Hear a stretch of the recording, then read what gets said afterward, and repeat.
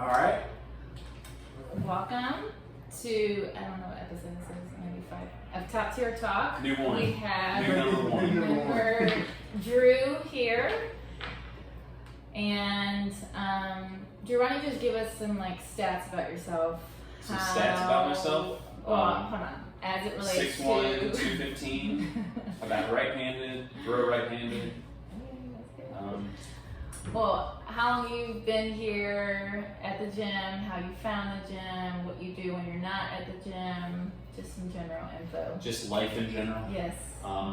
So I'm 35 years old. Mm-hmm. So I'm on one of the elder statesmen here, right? Is that how that works? I feel like everybody I've worked out with is a lot younger. And I've married for 8 years. Got 3 kids. 4, 3, and 6 weeks. So, yeah, if I fall asleep in the middle, that's the only why. I found Top Tier. I was telling Ben, my fitness journey is probably not uncommon for a lot of people, but it's interesting, I think, because I've always struggled with weight, right? So from the time I was a skinny kid until I hit middle school, and I don't know whether it's hormones or what happened, but ballooned up overnight. And I was the fat kid through middle school and most of high school. And then grew out of it in college, got really skinny, did a lot of rock climbing, got fit again, and I'm the definition of yo-yo dieting and roller coastering, and I've lost 50 pounds 4 times in my life. Okay. So that just kind of gets you into the struggle and what I've had. So my heaviest I've been at 250. I'm at 215 now. To get a little bit leaner, not necessarily lighter, right?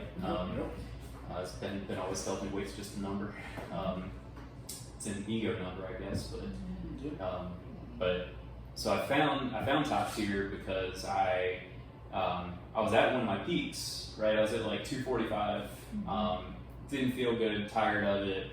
Dieting wasn't working. Tried all the fad diets, all the ketos and the 4-hour body diets that just don't work for me. And this is old ownership. They did a 6-week challenge, and I was like, well, all right.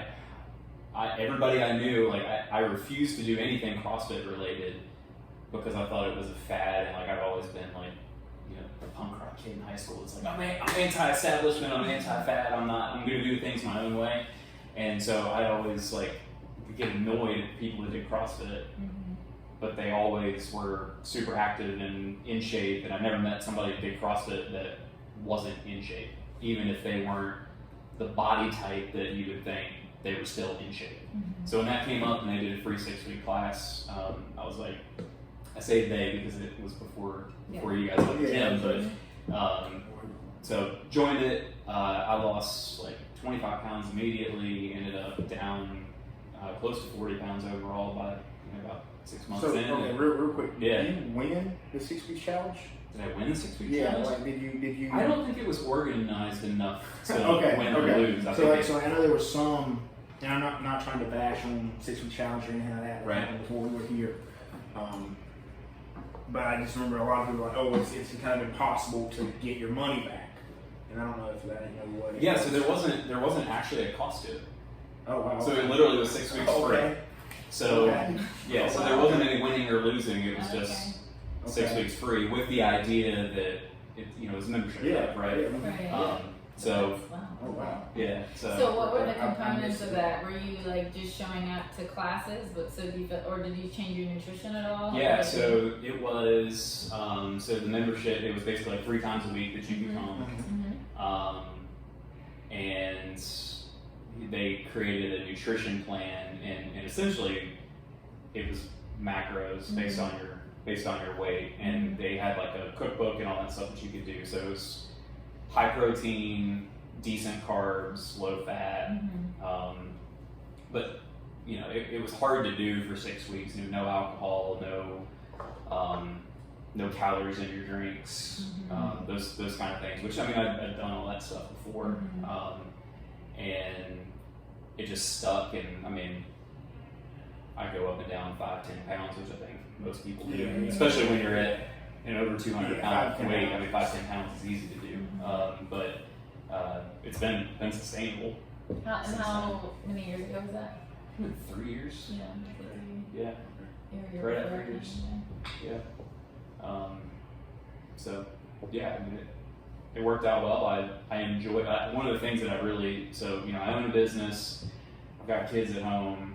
My brain's always working, and you know, I like doing hard things to block that out, and that's probably where I really got solidified in here. Is like something that I'm not good at, something that takes time to be good at, something I'm still not good at, miles ahead from where I was 3 years ago, when I couldn't even clean a bar, and now I can clean over 200. Like when I get frustrated at that weight, and then I look back 3 years ago, and I'm like, well, you couldn't even lift a toothpick 3 years ago. But so yeah, that's all doing hard stuff. It blocks out my brain, and that's what's kept me interested in community and relationships and yeah, all that stuff. Drew did a lot of the 9:30s. There were a lot of 1-on-2s when I used to do the 9:30 classes. Yeah. Drew and Peter Betterson, a couple people that would be very consistent at that time. So ultimately, I can share this. Like my long-term goal would be able to take an 8:30 class Monday through Friday, like with the classes 8:30 or 9 or whatever individually decided. Like, that'd be a class that I could take. Right. That'd be like a long-term vision kind of thing. Like worlds align perfectly for me. Like, Right. this is the class that I know I get to work out with every single day. Like kind of like Melissa has her 5:30 crew. Right. So that's kind of like some that just popped in my little ADHD brain right there. Like, I remember like lots of times. You know, I just remember you said you liked that stuff, and then I think there was like 2 weeks back to back that you basically did a one-on-one coaching session with me at 9:30 if no one else showed up, and then very quickly after that it terminated. So I'm thinking that you really didn't enjoy that one-on-one time, but we do have to do cost assessments one-on-ones when we're paying. I thought it was a great deal, but No, you definitely you were getting a great deal. It is wild, like for me looking back at where I've somehow missed the free 6-week challenge. So I know the gym did have not the best reputation for like selling the 6-week challenge. People would get their money back, and then it being extremely difficult, near impossible for most people to get anywhere near losing the weight that you need to get your money back. And I'm not blaming anybody. I'm not saying that people shouldn't do their own due diligence before they purchase a product. But like it's just wild. You got a free 6 weeks. Like from a business perspective, like I can't imagine giving like somebody like we did the free trial, and now we're doing on-ramps and a free assessment, and it's constantly, okay, this is working, we'll keep doing this, but this isn't working, so we got to pivot here and make this better. Right. But like 6 weeks, I'm like, man, use my 6 free weeks, like. Well, but when you're cramming, when you're not concerned about class size, it's a lot easier to do because it doesn't really cost you overhead to do it, right? So, doing it the way you guys are doing it now, where you're limited to 12, 13, 14 people, it's impossible. Now, I can tell you, and I hope he watches this, because I'm going to throw him under the bus a couple times in this, but like he's frustrated the hell out of Will Hall, right? Like I'm sitting here showing up like not knowing how to pull a bar off the ground, and I'm just like, I'm going to show up to this class. That's what the thing is, and he's like, his mentality, and he's just like, he's a coach, but I think he got frustrated at like, I have to teach you how to clean. He had to teach somebody how to do the basic movements every single time, and I think that really kind of ended. And that's like a good point, because I think as we're figuring out, like, do we provide a free class? And now we're moving towards on-ramp, because I think a couple of things, like something like a 6-week challenge where classes are kind of getting flooded in with new people, like, especially if it's free. Like, is that fair to the paying member who is there? And also, it's not fair for the coach who has to all of a sudden teach them really. Well, it takes away from the coaching your members get too, right? Exactly. So we've kind of learned through trial and error, like, and the direction that we're going is more, I think, like an on-ramp class or an on-ramp session or few sessions with a coach is not only going to like be good for the coach who receives that member, but also for the member to feel confident and comfortable and capable when they walk into that class. But Yeah. So I just remember, some of those classes where. So I can see why Will was part Yeah, I no, it's totally understandable. Doesn't mean that I'm not going to make fun of him in the process of it, just because that's fun and he can't beat me up because he's somewhere in the Dakotas, right? So, no, I'm just kidding. Will's actually one of the reasons why I stuck around, and it's the coaching, because I've seen and heard other gyms that, one of the things that, when I told people that I was doing CrossFit, the first response that I would get is, wow, you do CrossFit and you didn't tell me in the first 5 seconds that we talked. Mm-hmm. That's an accomplishment. Just kidding. But the other part of that is, I think there's a lot of people that go to CrossFit gyms or, fitness gyms or whatever, where you have those big classes and the coaches are more interested in socializing and actually coaching. And there's been some here. I mean, I don't think you're ever going to hit 100%, and you're never going to hit everybody on their best day, right? So that happens. But that consistently has been. I've had friends that are like, "Well, why are you doing CrossFit? You're going to hurt yourself."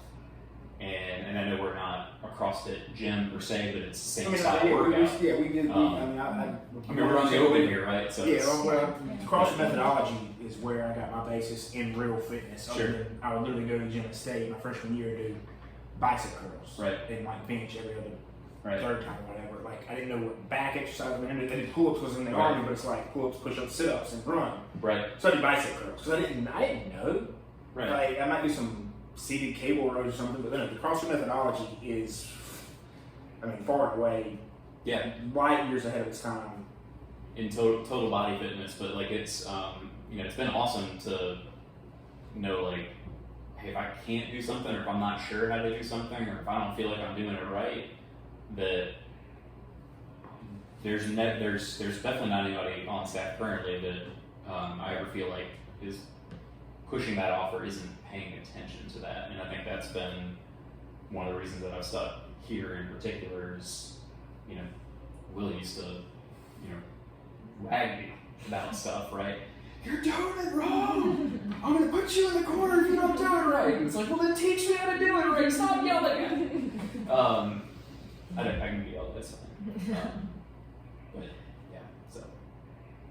Good as one thing you're doing right there. One day. Let's keep talking about Let's build on that. Well, that's kind of cool. Like kind of going into before we get into your background, before you home inspections now. Home inspections, but, before kind of what we're trying to do now with Active Life, working with Active Life RX, for both me and Melissa from a business perspective and numbers perspective, and then also with our coaches. One of the biggest things you said, you do CrossFit, that's going to hurt you. Yep. It's like, well, CrossFit's a training. Yeah, so can running. Sure. I hurt myself a lot more running. Exactly. No, if you look at the data, running is the number one way to really hurt yourself. The runners, I guess, how to classify that. But like I said, a lot of that comes in coaching. Well, that's right. What we're doing at Active Life is it's not just for me and Melissa. Like all our coaches have access to movement assessments, mindset. So we're really pushing that over the next month. Actually, from now is where we're really going to have that implemented in our classes. So it's like, oh, you can't bend down and touch your toes. So maybe you shouldn't be deadlifting from the ground. Maybe you can. Like maybe that's just a movement. Maybe you have bony impingement. Maybe you have any sort of different limitations. But if touching your toes is the benchmark to start doing movements, I'm never going to do it.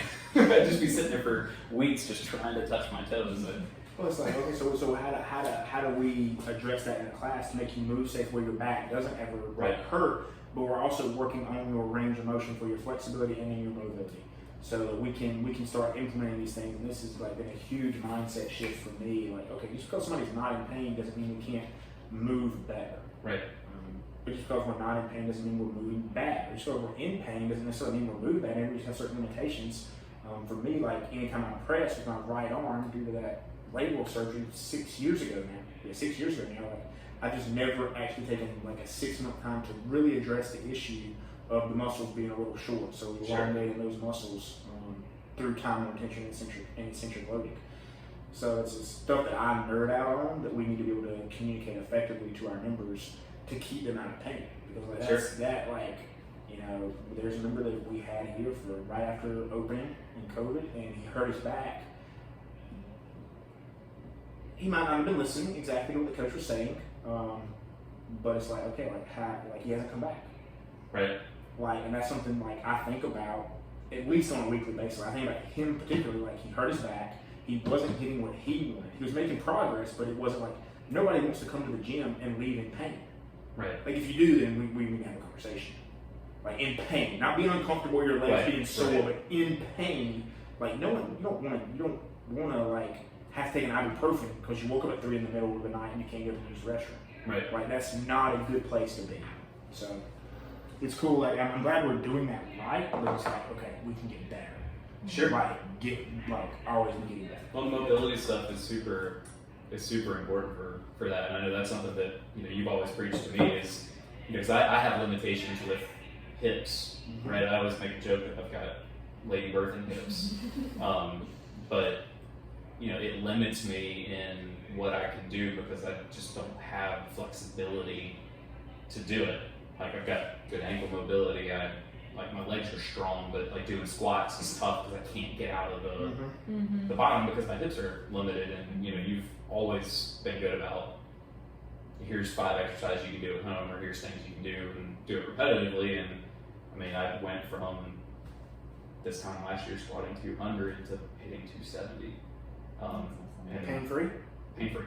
So that's now, Chris told me that I was parallel-ish, so I don't know if that really counts. If you're pain-free and still moving weight and feel like you're stronger, and not having an issue, picking up your 6-week-old, your 2-year-old, right, or your soon-to-be 3-year-old, or your 4-year-old, and you're able to play with them, I am done with the days of pushing. Oh, you didn't hit parallel? That's a no rep. Right. Bro, I'm not yelling at you for that. I'm yelling at you if you just. Well, if you're competing, that's one thing. Yes, if you're competing, but it's are you working out to feel better in life, or are you training to compete in the sport of CrossFit? Right. Very, very few people are training to compete in the sport. In fairness to Chris, before he gets offended and says I'm doing that, I asked him if I hit parallel, and he goes ish. So it was fine. Yeah, and I think with that, also that mindset shift of not being in pain is also not having to come in here and kill ourselves every day and be on the floor. If we're thinking about Absolutely. as a 38-year-old, 35-year-old, there's longevity, and so we're trying to change that mindset too. Building the muscle mass for this sounds morbid and that I'm not living in the present, but building the muscle mass for when we're 75.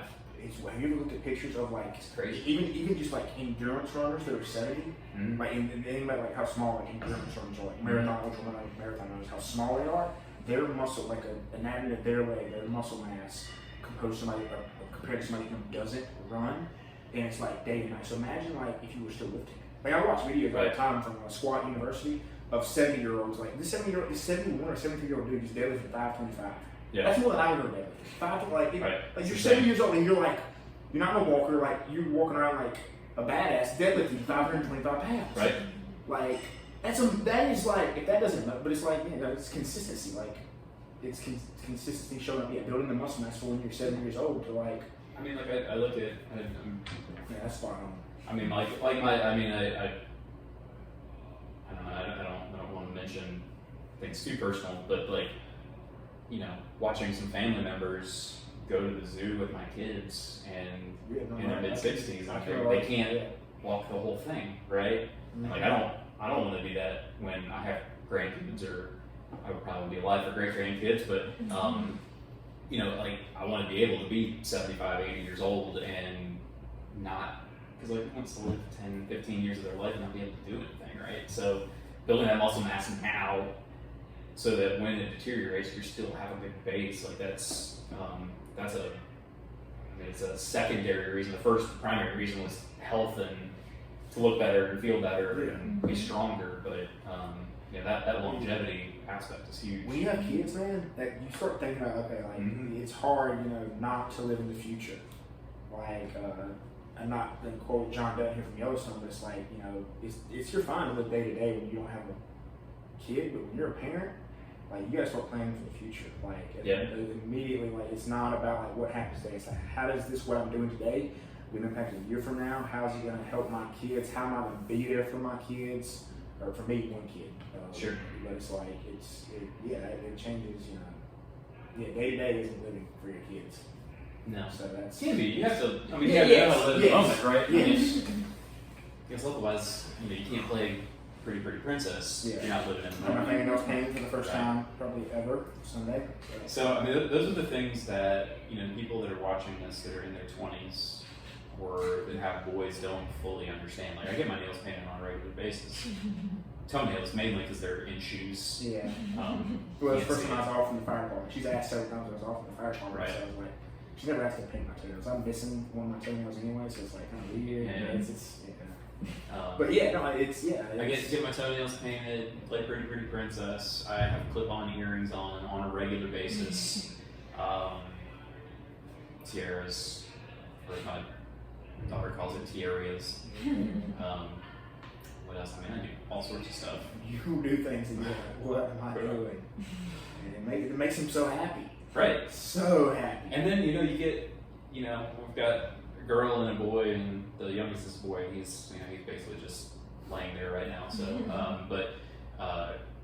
then I'm crashing cars and roaring with dinosaurs with princess gear on, right? And that makes it fun, but also very strange because being a dad's interesting and hard and ridiculously fun. I don't But know how also y'all, both of y'all are with three.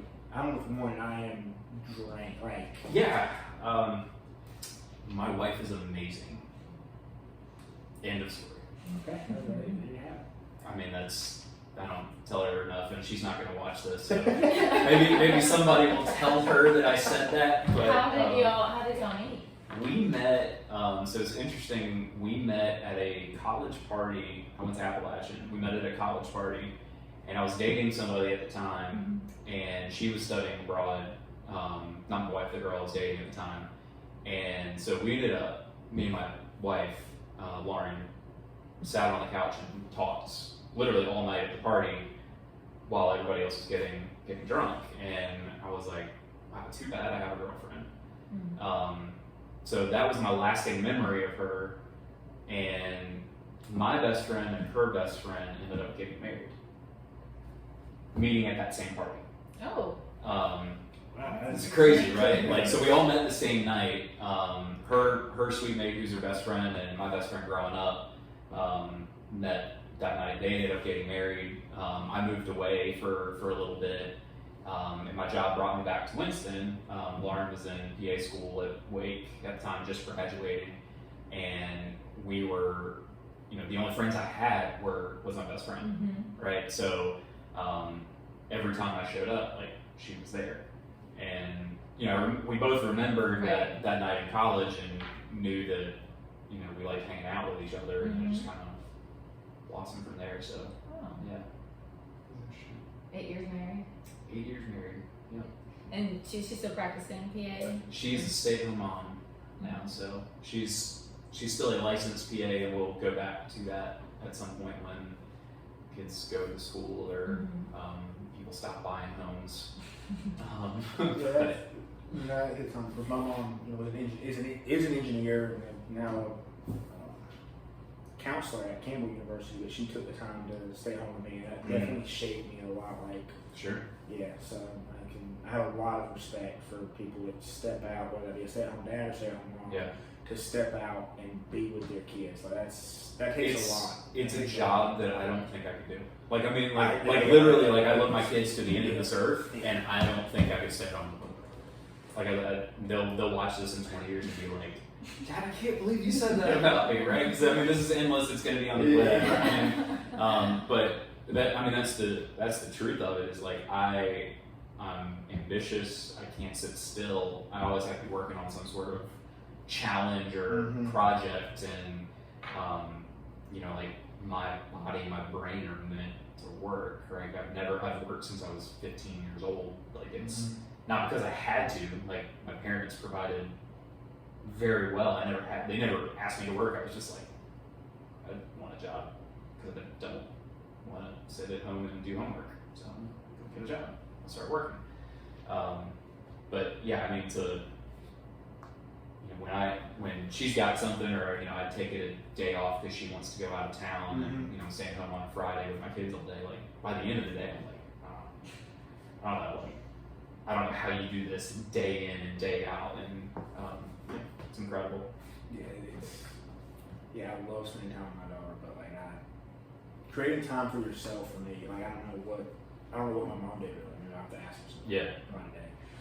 Like, how did you what fill your cup? Like what did you I don't know, being with my daughter fills my cup, but it's like it also drains it when like every 5 minutes like day this. I mean, you've got multiple cups in life, right? Yeah, that's right. So I mean, like your daughter can fill one cup while draining the other.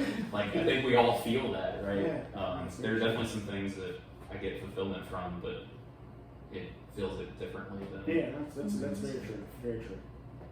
And that was without any liquor, by the way. That thought came out without any liquor. Speaking of, would you like your drink? Sure. Okay. How did you start your business? So completely by accident. Okay. Kind of by accident. So you don't have the ones that have like the measurements on it, so we're just gonna go until we stop. It's not a high percentage. Yeah, it's fine. I don't have to actually do real work today, so I'm getting excited. So people are. Top off real quick and then I'll. Yeah. I just don't want people viewing this in parts thinking that Alyssa's just chugging this whole handle of Red Stag. Would be an interesting I like that. but I prefer gin to. yeah. Make sure gin's on hand next time. But I don't like gin. It has to be good gin. So real quick, Southern Southern Gin, Gin. bar Yeah. here in Winston. I don't know, maybe we have to tag him in this. Like, it's an amazing time. I've always, for the last 3 years, one of my buddies from the fire department got us to go do a bottling. He gives you a bottle for bottling for him, which saves him money, and he lets you drink as much as you want there. And it's like drinking a variation of Sprite. Interesting. And it's like, it's an amazing experience. I need to reach out, but that is Yeah, well, I like supporting local. Like even if I don't like the 100%. When you go to the ABC still- store, you go to the North Carolina section, Right. you'll see a 100%. great bottle with. I've seen people have it. I gold just print. like I'm a beer guy Okay. through and through, so I just don't drink a lot of liquor because I drink liquor like I drink beer, and that's not What kind of beer do you like? cold. Typically, as long as it's not like overly hoppy for no reason. My philosophy in life. Hoppy. What does hoppy mean? I feel like everybody says that. What Yeah, does so hoppy mean? it really, so the hops in a beer create the bitterness, Okay. and so I feel like now this is my interpretation of how things go. The trend has been to the IPA, Yes, which is yeah. over higher alcohol percentage due to the hops in the process of putting it all in science, and I never did science in school. But I feel like some companies just dump the barrel in there because that's what they feel like they should do, and it just tastes like eating, I don't know, like it's just really, really bitter and makes your head hurt, and I just don't like it. So ones that are done well are really good. But my philosophy in life, I know you took one from me. If you can't drink all day if you don't start in the morning. But it is a fact. But the other one for me is like there's two kinds of beer in this world. There's free beer and there's cold beer, and that's kind of how I operate. So. Okay, back to your accidental business. Yeah, accidental business startup. So I love sports and have loved sports as long as I can remember. Been obsessed, and obviously being the fat kid growing up, wasn't super good at them.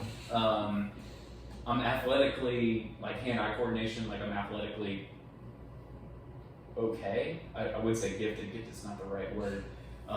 But like I could always throw hard. I could always run and catch and shoot a basketball and throw a foot. Like I was always the guy picked to play quarterback when we played street football and stuff because I could throw it. And but I knew I wasn't going to play it, so I went to App and ended up getting tied in with campus radio. Long story short, but I got into sports broadcasting and doing mainly radio stuff because of my face and all that. But did that for a while. My goal was to be a play-by-play voice at a major college or pro team. Worked at IMG right down the road. Did you do work on your voice to be as like? I worked on my voice to not have a southern accent. Like, teach me because half the people who are gonna watch this and be like, I can understand two of them. The third dude sounds like he's like lost. But then there's gonna be the people that watch this and go like, I understand that guy. Yeah. I don't understand the other two. I mean, like my parents don't have super thick accents. No one in the family does. But it's like people always ask me like, well, give me your radio voice. It's like, this is my radio voice, right? Like. Yeah. Outside of just projecting, like the way I'm talking now is the way I would talk on the radio, right? Yeah. Now I can do an exaggerated radio voice that I've done in commercials and stuff like, "Hey, how you doing? Checking in on the jam." Okay. Right, Like, like ask for an example. That's good. right. That would be it. That's not how I sounded on the radio. But when anybody asks me my radio voice, that's what I would do for them. They're like, you don't really sound like that, do you? Shows how much you listen. So I did that for a while. I was in the job that I had at IMG was managing network rights for major universities, Florida State. Everybody's like, "You're a big Noel fan." I'm like, "No, it's a free T-shirt." I am a Florida State fan now because I did a bunch of stuff with them. But I was a main fill-in person for the Florida State radio guy. So like, anytime football and basketball overlapped, I was traveling with the basketball team, and I went to Alaska and Brooklyn and the Virgin Islands and Puerto Rico and doing all that stuff, and knew I was getting close to getting that end goal of getting that job. But he can come in and join us. Yeah, he's doing his stuff. What's up, Chris? Hey. So like I knew I was getting close, but I had just got married. Being a sports broadcaster is awesome when you're 25 and single, 26 and single. I mean, I covered the ACC tournament courtside. Growing up in Greensboro, like we didn't go to school during the ACC tournament, right? School. We went to school, but we didn't do school that day. You watched the tournament. Yeah. So like, if you would have told 10th grade Drew, hey, you're going to be covering the ACC tournament courtside, I'd been like, well, that's the pinnacle, right? But I started looking at what family life looked like and all that, and it didn't fit with what we wanted. I had a dad who, there's no animosity or anything negative out of this, but I had a dad that was a traveling salesman growing up, and when you're 8 years old, you don't understand why dad's not there at certain things, right? And when you're 18, you're like, Dad killed it for us.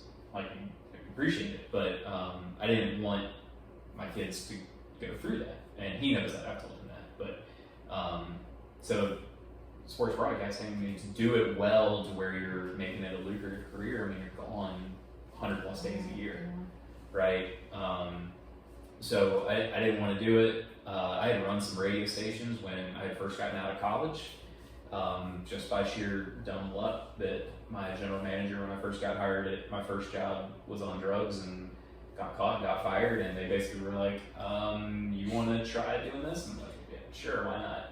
Because they were like, we can give him a title and all this stuff and not have to pay him anymore, and that's radio. It's business in general sometimes. Life. Well, it's a life, yeah. Which we can talk about, like the employer-employee relationship at some point, because I think a lot of people who've never been on the employer side don't understand the thought process that goes into that. But that may be a conversation for a different time. So my dad was a franchise coach. He wanted me to go through the process just to kind of see what it was like for millennials. He wanted to target younger people to try to get them into business earlier than, most people buy a franchise at, they're 55, they've got a good 401k, they just got laid off from their corporate job, and they've gotten the funds to invest in a franchise, right? So I was an anomaly looking at it when I was 28. And my mom's a realtor, my brother is a home inspector, was a home inspector at the time, still is, but was licensed and doing inspections at the time. And my dad just, out of sheer curiosity, was like, hey, just look at Home Team, and because your brother's not in a spot where I don't think he's going to stay long term, so in case we need to help start something up for him, I want to see what else is out there. I was like, sure. I going into this could not swing a hammer. I'm not a handy person. I was the last person that should be doing a home inspection for somebody. If anybody's watching this, I did their home inspection. Don't worry, it's not that way now. I don't do a whole lot anymore anyway, but it's okay. I have plenty of questions for my home inspector that my home. Sure. I'm pretty sure you didn't know what you were doing. Yeah, and coming from that's not very handy. I can go in depth on what there's I had a conversation with a realtor the other day that was dealing with a complaint from their client about us, right? And one of the things that is never easy to hear is there are things that you're gonna think that we missed, that there's no possible way that we could have seen it, and the answer is gonna be there's no possible way that we could have seen it, and you're just stuck, and it sucks. And you, as the homeowner, are going to have a negative interpretation of us. But if your sewer line is clogged, unless we're sticking a camera down it, which you got to pay extra for because it's invasive, and you're like having to pull a toilet off and do all that stuff. Unless we're doing that, you can't predict it. Like my house flooded. We bought a house 4 years ago, and our basement flooded right after we moved in. About 3 weeks after we moved in, and my brother did the inspection and.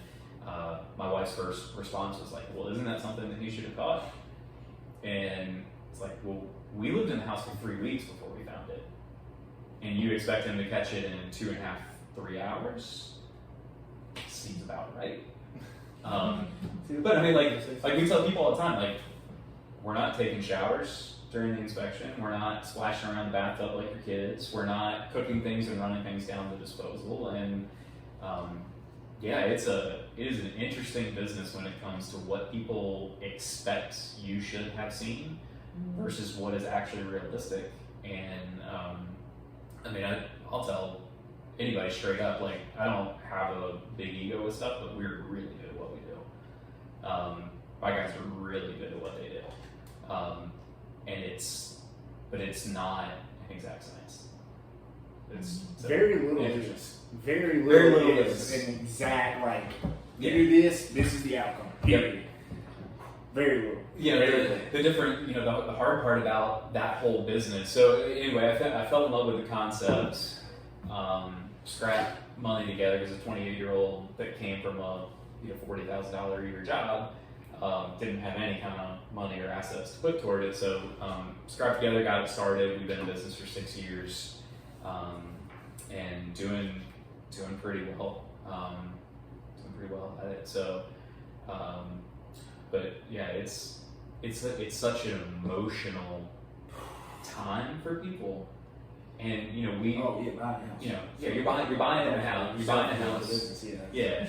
Business can be emotional too, but you're buying a house and people are so emotional, and like it's hard for me to step back. Like we're doing.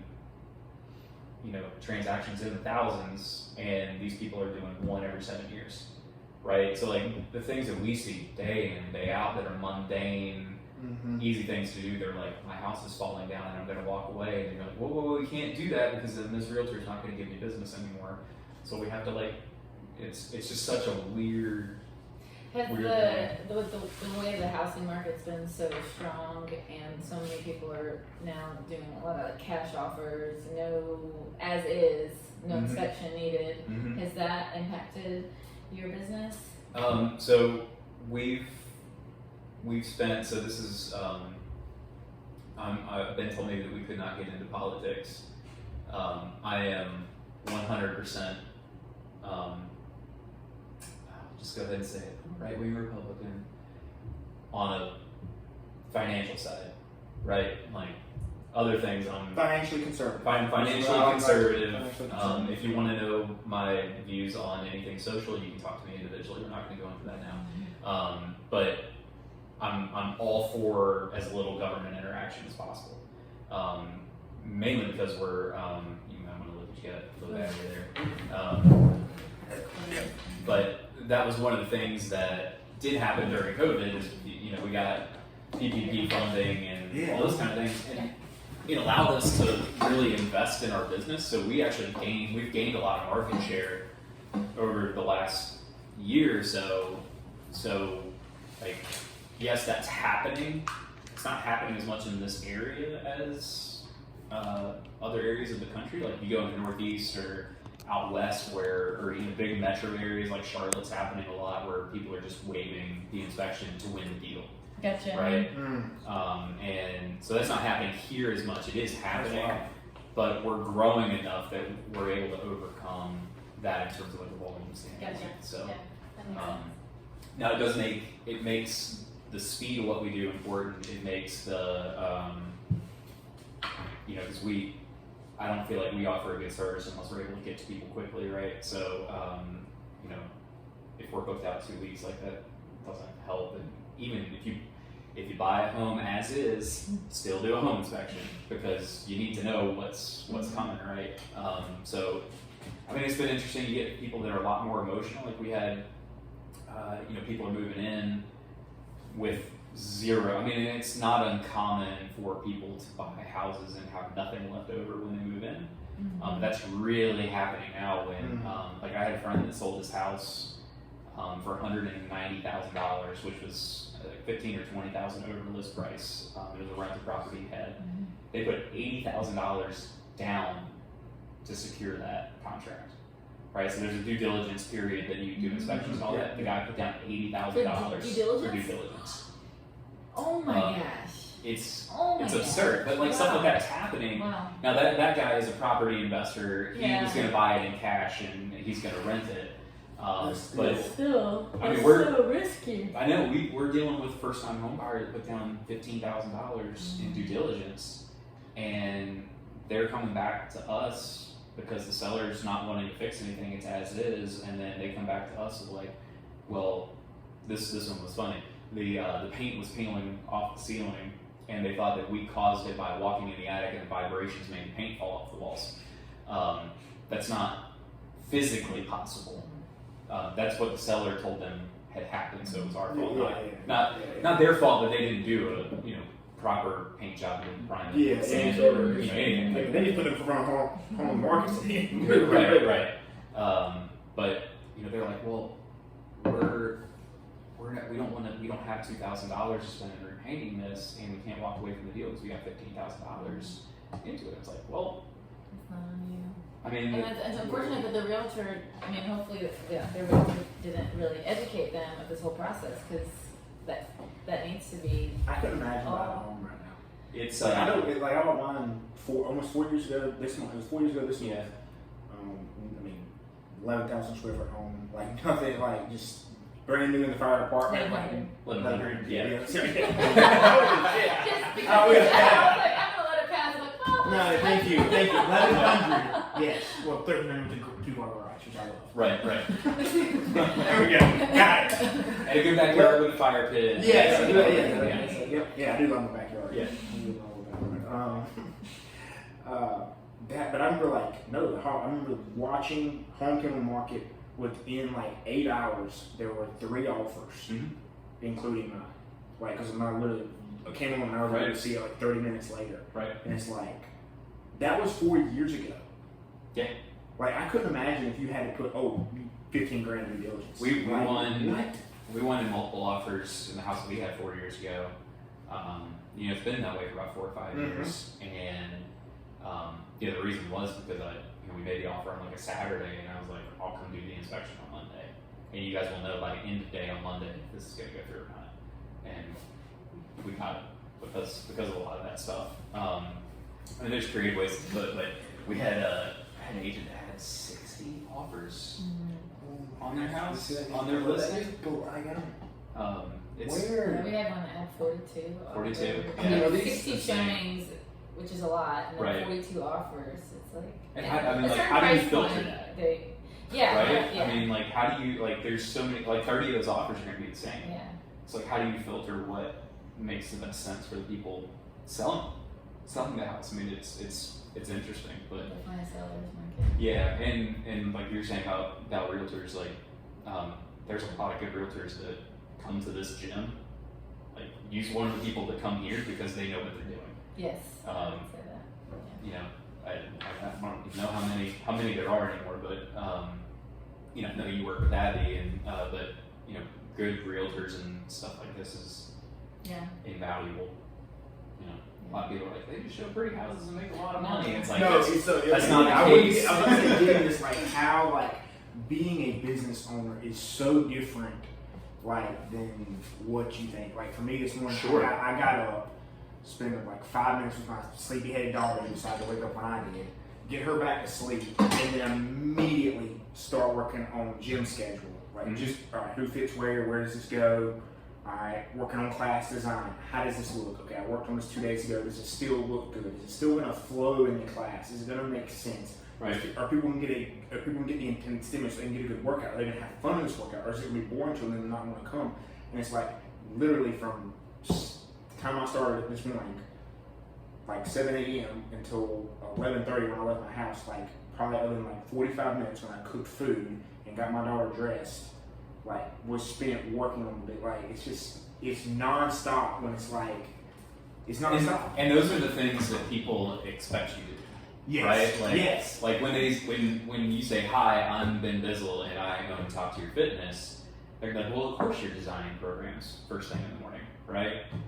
It's the stuff that, like, the things that business owners go through that nobody understands is the HR stuff, and, like, you know, dealing, like, with COVID, dealing with employees that have mental health issues, and how do you deal with that, and how do you legally have to deal with that, and, you know, the HR things, and, you know, the hiring, and how do you interview people, and there's so many things that I deal with on a daily basis now that if you had told me that that was part of business ownership, I probably would not have done it.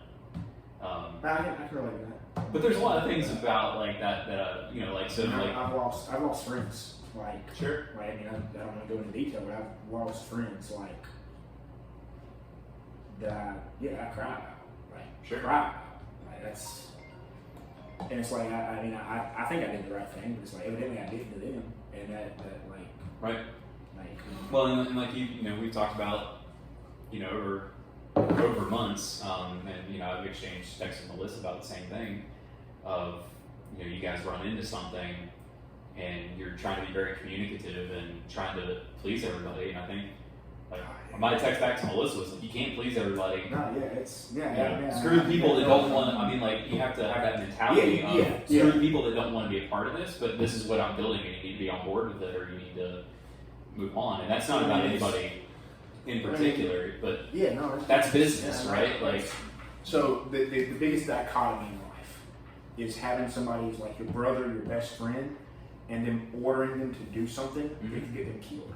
mm-hmm. That is the biggest dichotomy. Like, I love this person. I would rather die than them, and then I'm ordering them to do something that can get them killed. And for those of you who don't know, I've done that in a combat situation. Sure. So in theory doesn't compare to this, but it's like, it's still like, it's emotional and draining. And I've called my best friend from the Army, like, bro, like, what do I do in this situation? Like, I don't know what to do, and it's like, this blew up in my face. Like, I know I failed somewhere. Like, it's on me. I failed somewhere. But at some point, like, this bridge is burnt. Like, it's I don't want to go there anymore. But it's like, man, like, from a business perspective, like you said, like, man, I mean, again, I feel like we're doing the right thing. We're changing people's lives. We're helping people do fitness. So I would still make these choices to do it. But it's like, a year ago, like August 23rd, when I signed the paperwork, it was like, you're going to lose X, Y, and Z if you do this. It's like, ooh, okay, so what do I gain? So everything you lose, you gain something. Everything you gain, you lose something. It's like those are the decisions that, like, you know, as an entrepreneur, like, it's, you know, doing on your own without really having a boss. I know it's always super accountable. Sure. Well, you like, I'm 100% owner of my company, Yeah, right? But I have accountability elsewhere. Yeah. I have accountability to my guys of Yeah. I'm not going to fail you, That dude. right? Oh, Like man, that's. it's hard. So we're looking. I mean, we're looking at what it would take for us to hire somebody full time, and you know, the active like the coach we've hired. It's like, okay, you go from your stress, you think it's yourself, like providing for your family, which providing for my daughter is like priority, like the priority. Right. It's like, oh, like well now I'm responsible for them providing for their potential. Take care of 11 families. Like Like, that's how I really feel. Yeah, right? that's like, so I cannot fail. Yeah. Like, and it's like, And the hard part about that is the way that an entrepreneur's mind works is sometimes it's a dangerous game to play, and it takes a while to do it. But you know, I put my employees' families over mine. yeah, Right? Like Yeah. when it comes to, you know, we talk about profit. Like when it comes to paying yourself, Yeah. and I'm like, yeah, well, this guy hasn't had a pay increase, or this guy needs the $500 bonus. I don't need Yeah. that $500. I'll figure out how to eat on mac and cheese. yeah, no, Right? that's, yeah, And- that's, But then you you know, know, it's, you make those choices, and then you got to go home and tell your wife, like, hey, you can't, you know, we need to cut our budget in order to do this. And it's like, people always assume because you own a business that you're just loaded. And that's that is sometimes the case. And you can build a lot of freedoms out of it, but it is, not that I have to tell you guys, but like the road, like when people look, you know, you don't judge somebody's inside by looking at their outside kind of thing. Like I've had real estate agents come up to me going like, you know, asking for money, thinking it's like no big deal because we are present everywhere and we do a lot of inspections, and they're like, well, you know, I would love to make what you make.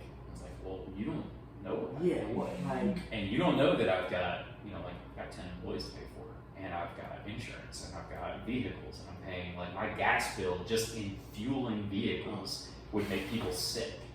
And like, yeah, like, Yeah. and when it comes to when the business takes a loss, like I feel that loss when that client that calls that thinks we missed something, and I've got to pay out $1,500 for a new water heater.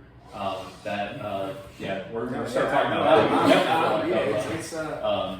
Yeah, But like those are the kind of things that, like, you know, even your employees don't know that you're, you know, when you're like, hey, when we pay for things like this, that's money that I'm not taking home to feed my family with. So I don't right? know if we're doing the right thing, but we are being very transparent now, which I think I've learned through the hard way. Transparency is good. And small business transparency is with really good. with our staff now. Cheers. It is fun. It is an adventure. Owning a small business is an adventure. Like every day, it is an adventure. And like I'm sitting here at 2:35 on a Wednesday, drinking Red Stag and talking to you guys, which I just enjoyed doing. And I can do that because I own a business and I've built it in a way that doesn't force me to work. All right, so let's talk a little bit then about working for your business, like having a job versus working on your business. So last year, like, other than like, I think May, I think I was here a ton. Sure. Like a ton. Like I think You're always here. When it first started, like when we opened from COVID, I think it was a 2-week span from 5:30 to about 7 at night. I was here. And those 2 weeks off from the fire department, and I was here. Yep. Like, which man, don't exhausting. Yep. Like those are 2 weeks I'll never get back to my daughter. I mean, she's fine. She probably doesn't remember them. Right. But it's like I remember those 2 weeks of being like I loved it. Don't get me wrong. Like I loved it. It was people coming back from COVID. Right. Like getting to interact with people again. You get to load. Some people want you to wear masks. Some people not want you to wear masks. But it's like getting to interact with people. That was super rewarding for me. So okay, working for your business, working on your business. So 6 years now. Yes, we're in our seventh year this year. Yep. So we started in 2015, January 2015. It took, you know, so some of it's a little naive, but you know, my goal in running a home inspection business, my goal in getting into business in general, was to create financial and time freedom. Right. I love that time freedom. I mean, So- I understand the financial ability. And I do, like, people think like, oh, that means that you just want to make $1 million. Like, I mean, sure, that'd be nice, but no, like, in home inspections, I'm not going to make $1 million. Like, it's not that kind of business, right? But it can allow me to make more money than I make in a job and allow me to, like, money freedom to me is being able to wake up and not have to judge and it kind of goes into time freedom, but not have to judge my daily schedule by the money that needs to come in. Yeah. Mm-hmm. Right? So, like, I can sit here with you guys at 2:30 because I have a salesperson that's going out and selling, and I've got inspectors that are collecting revenue and doing work, and we have a full day today, and I'm sitting here again drinking Red Stag, which I've never had. It's delicious. Yeah, okay, good. I was wondering. I had backstory on that. I had too much Fireball at my bachelor party, and I thought this was cinnamon flavored. So then, black cherry. Yeah, black cherry. So Okay. it's good. We're good. Sip on. But to me, like, working on the business was always the fun part, right? Like, me doing inspections wasn't super fun. Me selling, having a job in the business was not enjoyable for me. But I've been able to remove myself from that to where, like, I can move a lot faster that way. Like, when you're in your business and you're working in a business, and I think this is important when people think about top tier in general, and you guys are in that phase, like, even though it's an existing business when you guys took it over, you're in that phase of you've got to grind through it as the employees to get to the point where you can work on it. And when you can really work on it, the changes that I've made in my business in the last 3 months, since I've really been able to remove myself, I've done more in the last 3 months than I have in the last 2 years in terms of progressing our business forward with increasing profitability and increasing our service level, and all these things that I can do because that's what I have time to do, right? And that's not to say that I'm not busy or I don't have other things pull me in different directions, and you gotta have systems that get in there. But that's the thing that when people look at the changes that you guys are making, that if you're not a business owner, you don't see.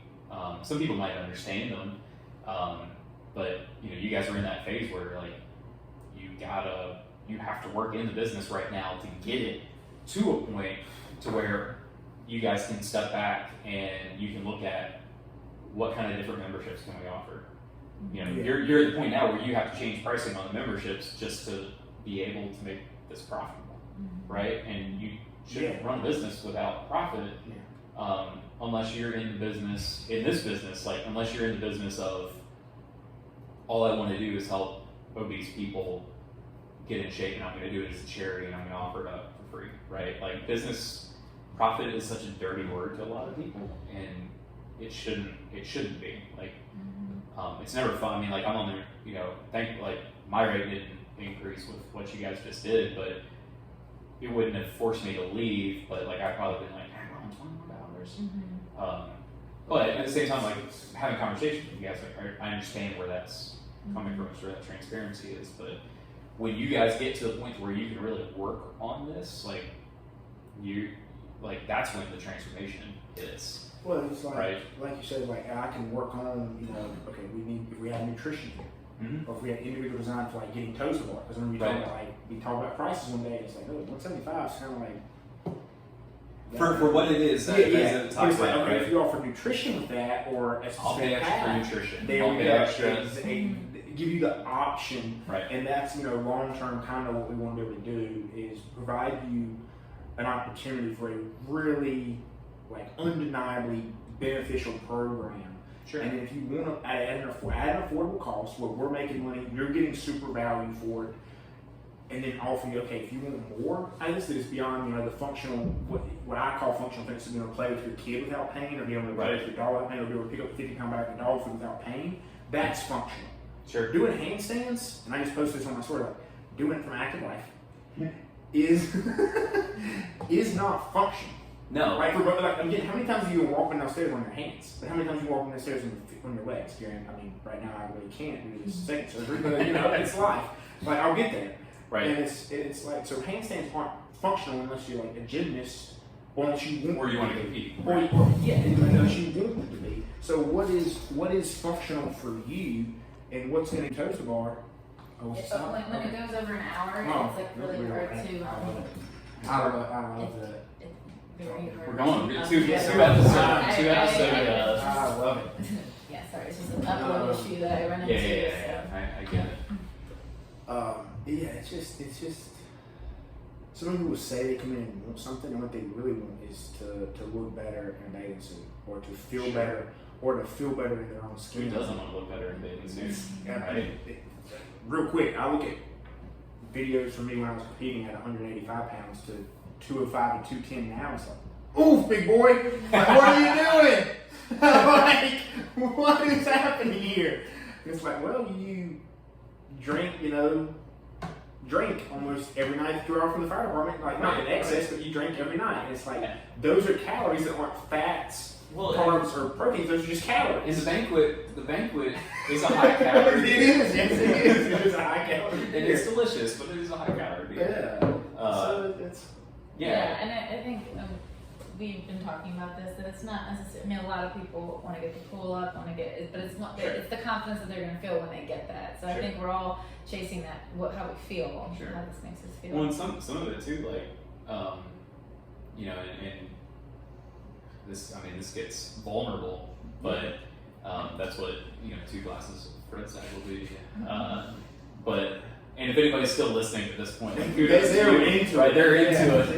Then you need to call me. We need to hang out. If you're into this conversation, you need to call me. We need to hang out.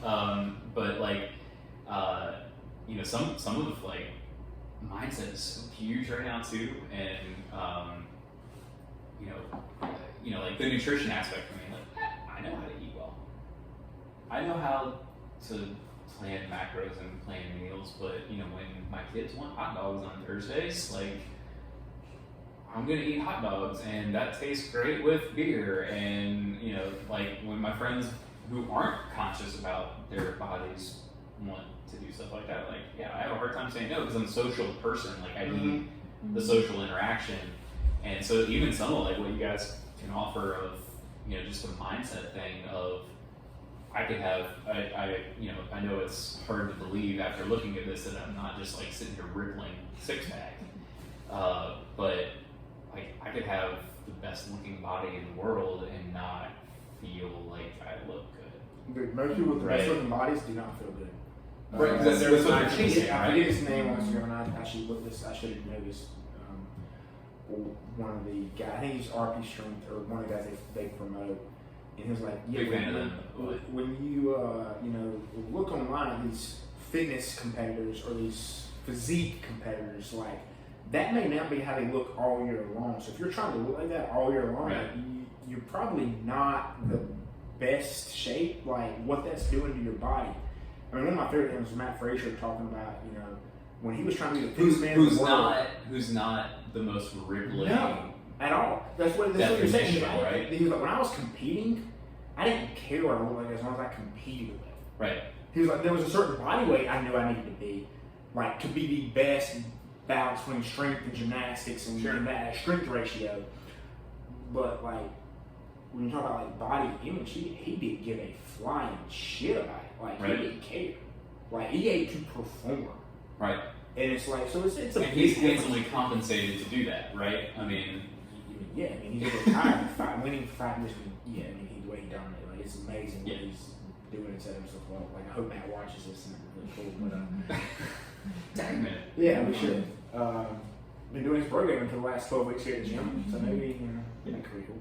Yeah. But yeah, like, it's crazy with stuff like that, because like, we talked about body weight. So you got your goal board downstairs, and one of the goals that I put up there was to be sub 200, and that to me is, there's some like BMI stuff there, and like there's some love handle things. Bro, I'm morbidly obese for BMI. Yeah, right. So I'm not morbidly obese with BMI, but clarify what I'm talking about. Yeah.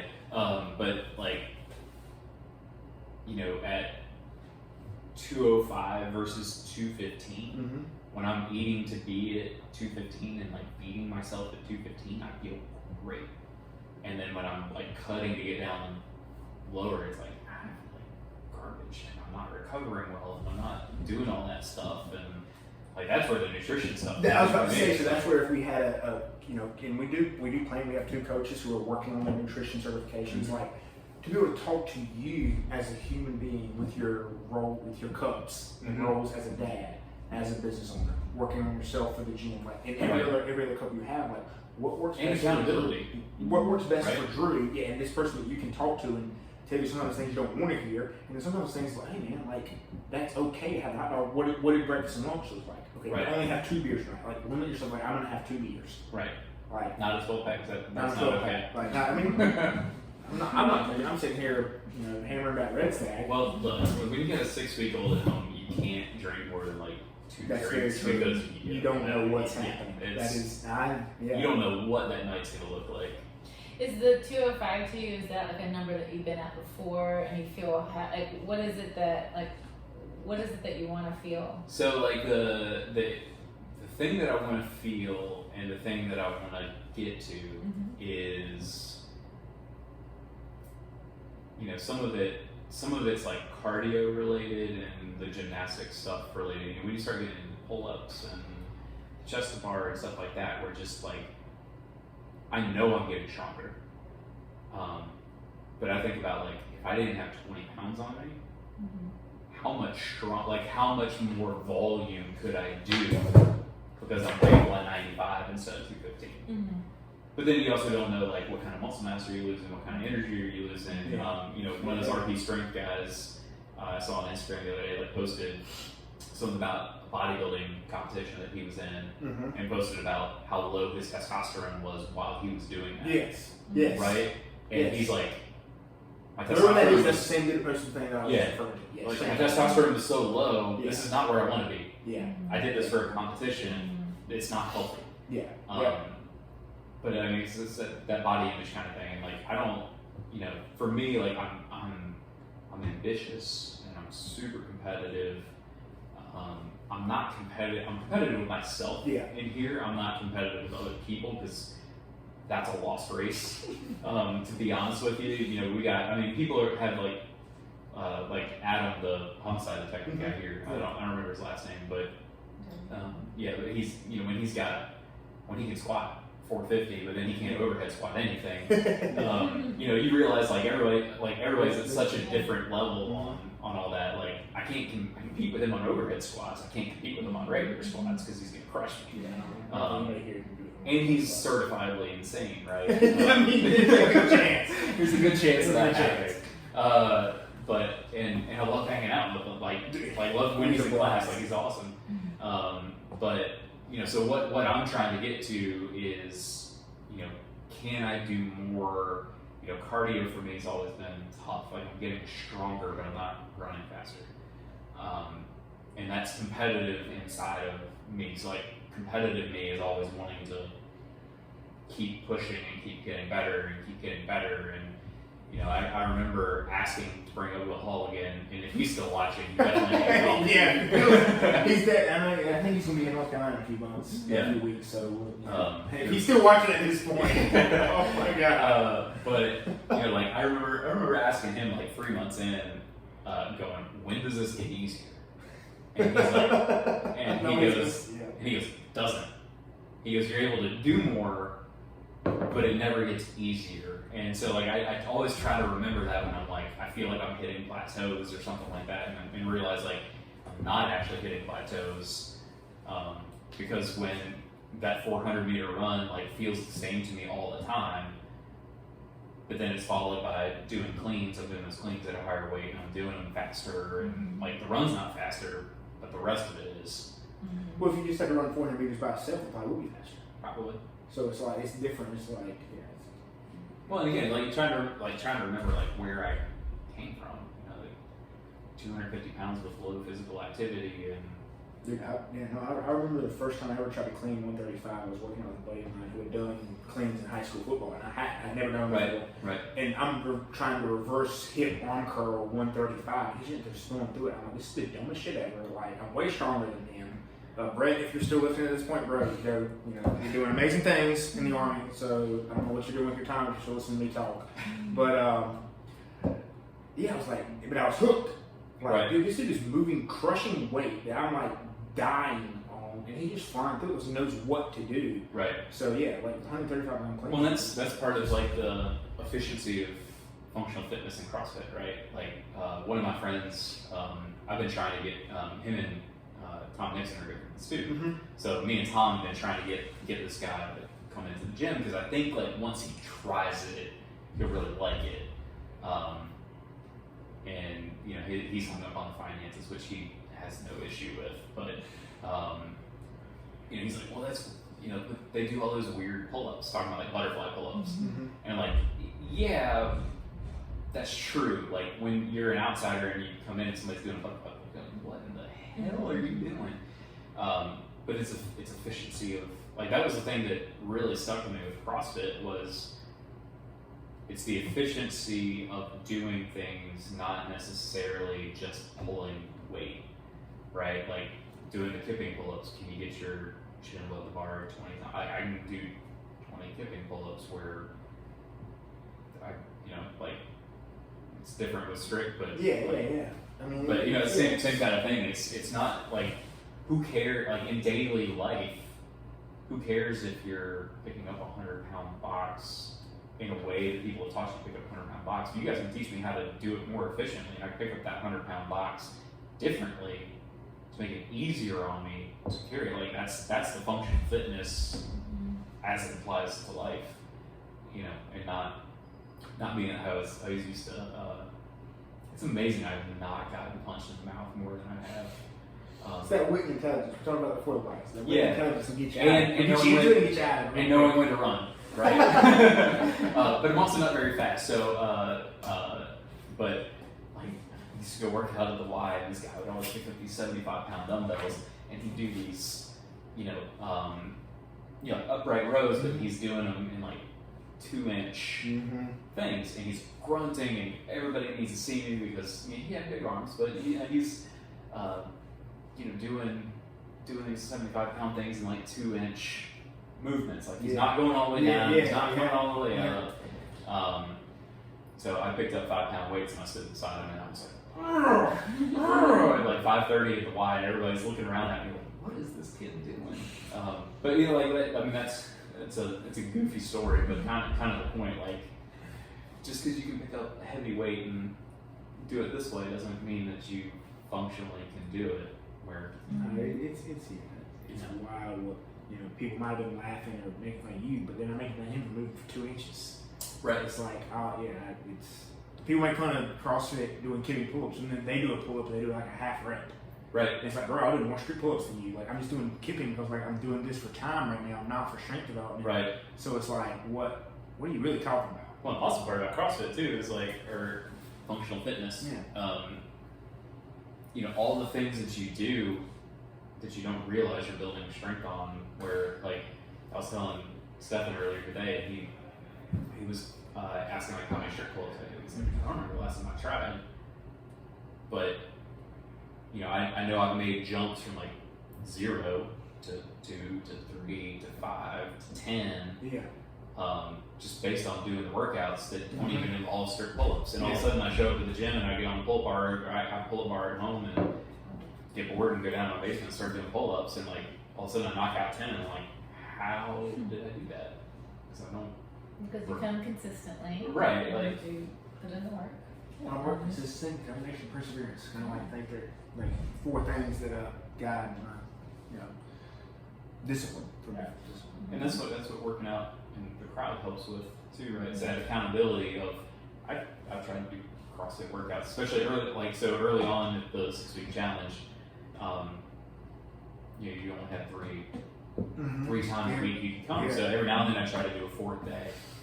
And I was still members of the Y, and I would do, they posted, they posted the workout online. So I'd go try to do that, and then I'd get through 20 minutes of it or whatever, and I'm like, oh, I've already done this, it's a 5 rounds per time. Yeah. I've already done this 3 times, like I'm good, we'll move on, and you don't have that here.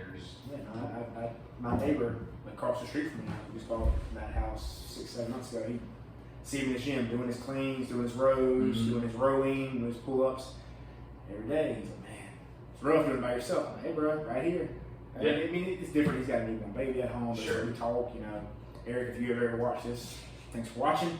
I hope you're in the gym Call by now. me, we'll hang out. Yeah. If you're still We'll watching, get some food. Yeah, we'll get some We obviously need more conversation time other than we're getting our mail. But it's like, yeah, we talked about this yesterday. Like, it is totally different. You're by yourself training to when you're training people. Well, like, Stephen Norris pushes me. Yeah. So we're about the same level on almost everything that we do. Like, we're both slow. We both cardio-wise, like, you know, we feel like we're out of shape dads, right? We're not. Neither one of us are, Yeah, I mean- but we feel that way. And so we both know, like, when Steven's pushing more weight than me, I'm like, I know I can do that. And when I'm pushing more weight than him, or I'm rowing faster than, like, we did the 20-minute or the 5K row the other day, and he's literally watching over my shoulder, and I'm sitting there like, I know I have to push, and I still didn't push hard enough, but like I know I had to push hard because he's watching me to see where he needs to be because we're at that same level, right? And you don't have that when you're just doing 2-inch curls. 2-inch curls are a lot. Yeah, we have a meeting. I don't think Melissa's talked enough. I think That is no. Melissa, I feel like Melissa like moderates a lot. Sooner or later, we'll get her some good gym and get her going on her fitness journey. I agree with that. Because I think like I went to gosh, I can't remember who's the guy that you guys bought it from, Eric. Eric and Branyon. I talked to Eric about nutrition. Mm-hmm. And I was like, I'd love to get some stuff on nutrition. And his answer, and this is not a slight on Eric, because I like Eric a lot. His answer was, go talk to Melissa. She's ripped. Yeah. And then she's vegetarian, and I can't do that. So it makes sense. But Thank you for your time. Yeah. Thank Really you. You're the right appreciate side. it. Yeah. Thank you. We really value you as a member and I- being part of our community. So, thank you. Value time. JC Mo's very curious. Time for me is Time. when we talk about creating time as an owner, you can create a little time, but like creating time to just talk to people and get to know them and share thoughts and lead you down thoughts that you didn't know you were struggling with or having, and then it's like, I value that way more than any dollar per hour figure. So very grateful. Yes. Cool. Thank you.